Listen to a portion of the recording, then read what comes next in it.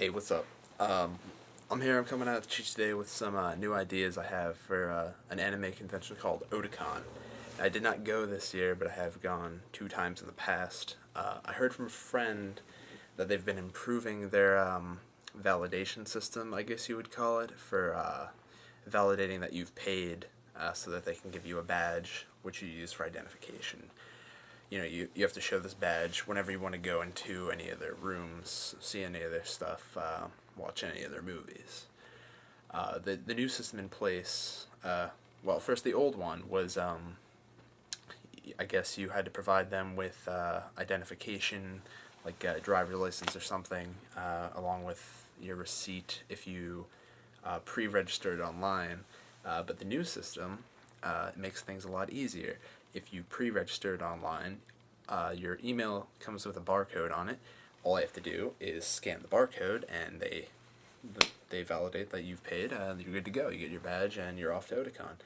So I'm thinking that Otakon's already taking steps towards becoming, how should I say, very good at taking care of validation and identification.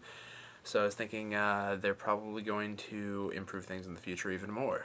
So I thought, well, what ways could things change in the future?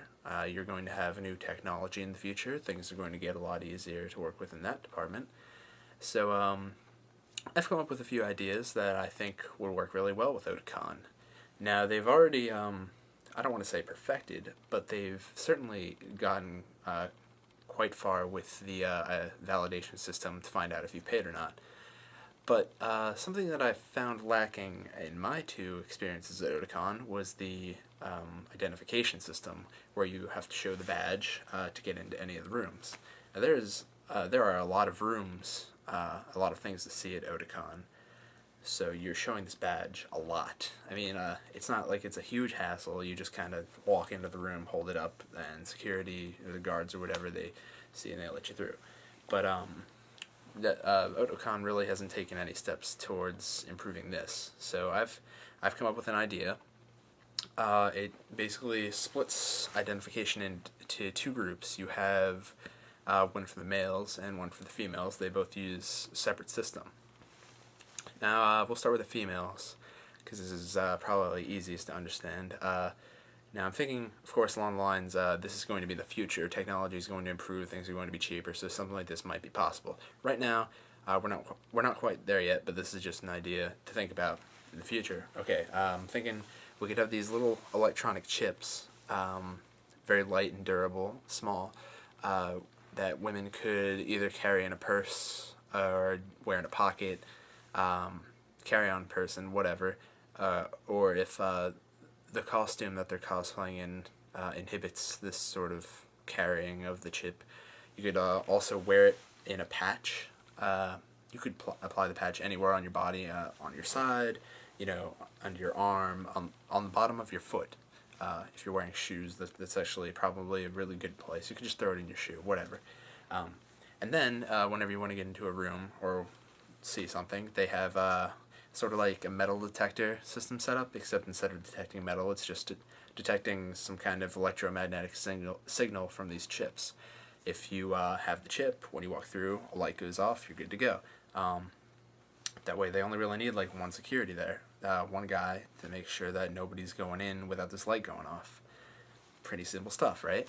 Good, I thought so too. So then you have the other system for the men. Men are going to have a much different and unique system for them. So after they go through the initial line with the barcode scanning and whatnot, and they need to obtain their badge, instead of getting a badge, because that system is old hash at this point, they'll probably have a team of medical, I don't know, like security, medical, whatever. They apply a local anesthetic to the back of your throat, because what they need to do is they need to draw in a special symbol in the back of their throats. Now, the thing about the symbol is nobody is going to know what it is until Otakon happens. So nobody's going to be able to come prepared with this symbol etched in the back of their throat already. Besides, it's probably going to be a hassle to do something like that on your own anyway. And then the other thing is, this ink is not visible to the naked eye. It's in a special ink.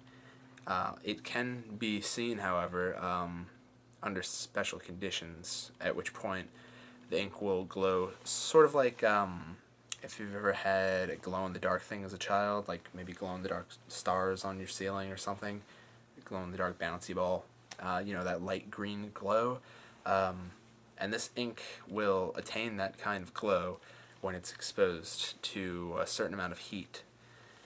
So, for security to be able to see these symbols, all that men will have to do is, when they get to the end of the line before they get into a room, security will expose their genitalia and put it in their mouths and have sex with their throats until it warms up the ink enough. So after like a minute of fucking the guy's throat, the ink will become warm enough, and the security guard will look in, see that they have the symbol, and let him go through. Now, I know what you're saying, right? Okay, these systems are cool and all, but with these two systems in place, men aren't going to want to go. The only people going to Otakon are going to be women. But I already thought about that, and I thought about a way to fix that. So you're going to have these long-ass lines for the guys because, you can only fuck so many throats in so much time. And I thought, maybe we could hire more security to fuck more throats in the same amount of time, but that only gets you so far. And hiring more security is going to cost more money as it is anyway. So what other ways could we go to speed things up? Well, I thought everybody waiting in line could just fuck each other's throats. That way you don't have to wait in line as long. So you got people 69ing or whatever just fucking each other's throats, and then you only need a couple security to go down the line, check for the symbol, and give them the go-ahead to go through. So there you go. Faster lines. Men and women are going to want to go now. And then this also opens up a whole new opportunity for me here. I'm thinking of all sorts of things for Otakon that could come of this. Now, I'm sure that at least somebody going to Otakon is going to have AIDS. At least one of the guys going to Otakon is going to have AIDS. Okay, now there's probably going to be more than one. Now, what all this throat fucking is going to do is it's hopefully going to spread AIDS around, okay? And hopefully it'll spread it around a lot. I'm hoping that almost everybody, if not all, of male Otakon attendees are going to have AIDS by the end of the event. Because there's, a lot of rooms at Otakon, a lot of things to see, and you're moving in and out of places a lot, so there's a lot of times where you're going to have to show your identification. So there's going to be a whole lot of throat fucking going on. And so I'm hoping, everybody's going to have AIDS at the end of this. Now, this is important because the following year, we're going to have a new line where if you've been to Otakon last year, you can get yourself a quick little blood test. We are in the future, so they'll be able to do things a lot more efficiently, probably just on-the-spot AIDS testing. And then, if you have AIDS, you get in. It's that simple. So then you don't even need the barcode thing.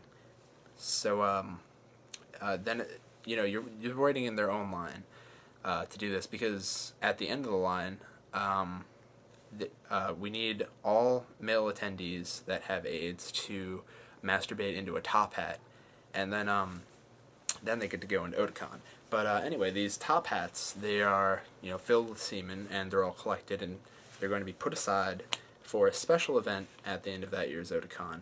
Now, this is an event that is only made possible by accepting the two new verification systems that I have in place, because you're going to have all these top hats filled with semen. Now, at the end of Otakon, we're going to be able to hold a special event, which I like to call musical top hats. Now, if you're not familiar with musical chairs, let me fill you in, because it's a lot like musical chairs. You have a certain amount of chairs set up and a certain amount of people standing around them. You always have one more person than you do chairs. Somebody starts to play music, everybody starts walking around the chairs, and then whoever started the music stops it at a random time, and everybody has to race to get in a chair. Now, since there's one less chair than people, somebody's going to be left not sitting in a chair. That person is eliminated, they remove a chair, as well as that person who's eliminated, and it continues until their 2 people in one chair, and then the last person in a chair wins. Musical top hats works a lot like that. You've got a line of top hats filled with semen, people walking around them. Music plays, they go around, music stops, everybody races to put these top hats filled with semen on their heads. Somebody gets eliminated. Then the only other thing is a lot of semen is going to fall out of the hats when people put them on, so we're going to need to replace the top hats filled with semen in between rounds, I guess you would consider that. And then this goes on in tournament fashion, because there's a lot of people at Otakon. We're not going to have everybody playing the same game of musical top hats. We're going to have small games, set in different locations so that everybody can play at the same time without actually playing the same game of musical top hats. Eventually, when everybody finishes their game, we have one person standing as the champion. He gets delivered, or she gets delivered, a large prize in the form of probably money, possibly anime paraphernalia, whatever. This is Otakon. So, and then, yeah, of course, that fixes the problem where you're like, nobody's going to want to play musical top hats, nobody's going to want to pour semen all over themselves. Well, that's why there's a cash prize, okay? So yeah, there you have it. Those are my ideas for not only speeding up the verification process at Otakon, but also introducing a brand new event that is fun for everyone. Thank you.